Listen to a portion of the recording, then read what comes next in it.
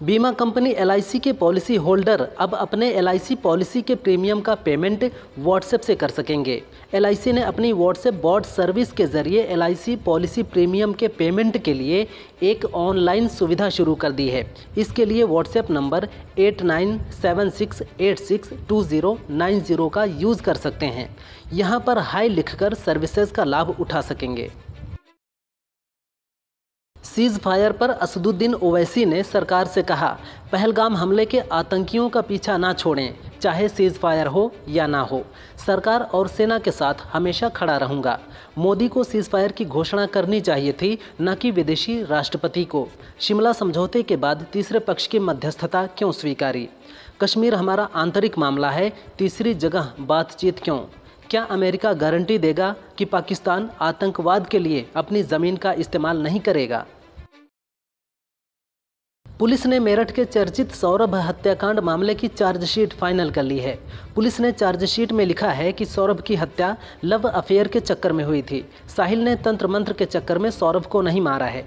Chargesheet के मुताबिक मुस्कान और साहिल ने सौरभ की लाश को सूटकेस में भरकर ठिकाने लगाने की कोशिश की थी, लेकिन सूटकेस का साइज छोटा पड़ गया, इसलिए उन्होंने नीले ड्रम में शव को ठिकाने लगाया।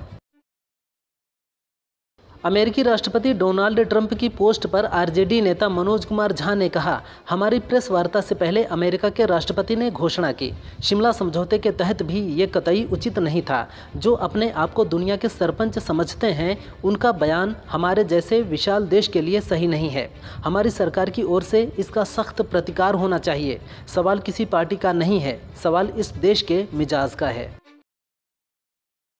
भारत पाकिस्तान सीजफायर को लेकर कांग्रेस नेता जयराम रमेश ने लिखा, भारत पाकिस्तान के बीच बातचीत के लिए अमेरिका की ओर से किसी तटस्थ स्थल का जिक्र करना कई सवाल खड़े करता है। क्या अब हमने शिमला समझौते को छोड़ दिया है? क्या हमने अब तीसरे पक्ष की मध्यस्थता के लिए अपने दरवाजे खोल दिए हैं? हमें क्या हासिल हुआ है? पीएम मोदी एक सर्वदलीय बैठक की अध्यक्षता करें और देश के राजनीतिक दलों को विश्वास में लें। सीज फायर के बाद इंदिरा गांधी को लेकर चर्चाएं तेज हैं। कांग्रेस नेता शशि थरूर ने कहा कि मौजूदा हालात की तुलना 1971 से की जा रही है, जब इंदिरा ने बांग्लादेश को आज़ाद कराकर नया नक्शा लिखा। वह नैतिक लड़ाई थी, परिस्थितियां अलग थीं। पाकिस्तान पर सिर्फ गोले दागना उद्देश्य नहीं, आज शांति ज़रूरी है।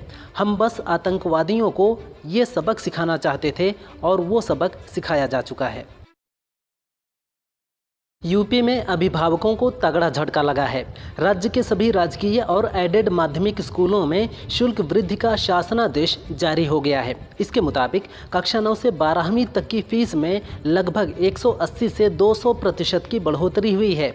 बढ़ोतरी को राज्यपाल आनंदीबेन पटेल ने मंजूरी दे दी है। ये बढ़ी हुई फीस इसी सत्र से तत्काल प्रभाव से लागू होगी। रूस यूक्रेन के बीच फिर से शांति हो सकती है। रूसी राष्ट्रपति व्लादिमीर पुतिन ने 15 मई को इस्तांबुल में यूक्रेन के साथ बिना किसी शर्त के सीधी बातचीत फिर से शुरू करने का प्रस्ताव रखा है, जो रूस यूक्रेन संघर्ष में एक नया मोड़ ला सकता है।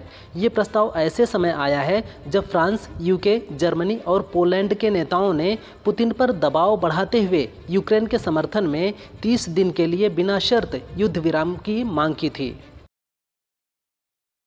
यूपी में अब हर महीने प्रत्येक जिले के प्रमुख आईटीआई में रोजगार मेला लगेगा। इस दौरान आईटीआई में पढ़ाई कर रहे स्टूडेंट्स को सीधे कैंपस प्लेसमेंट दिलवाने का प्रयास किया जाएगा। इसके साथ ही स्थानीय युवा भी इस रोजगार मेले में भाग ले सकते हैं। व्यावसायिक शिक्षा, कौशल विकास एवं उद्यमशीलता विभाग द्वारा जारी कैलेंडर के मुताबिक हर महीने की 21 तारीख को रोजगार और 30 तारीख को अप्रेंटिसशिप मेले का आयोजन होगा। राहुल गांधी ने पीएम मोदी को पत्र लिखकर संसद के दोनों सदनों का विशेष सत्र तत्काल बुलाने की मांग की है। ये मांग जम्मू कश्मीर के पहलगाम में हाल ही में हुए आतंकवादी हमले के मद्देनज़र की गई है, जिसने पूरे देश को झकझोर कर रख दिया है। राहुल ने अपने पत्र में देश की एकजुटता और आतंकवाद के खिलाफ दृढ़ संकल्प को प्रदर्शित करने के लिए संसद के विशेष सत्र को आवश्यक बताया है।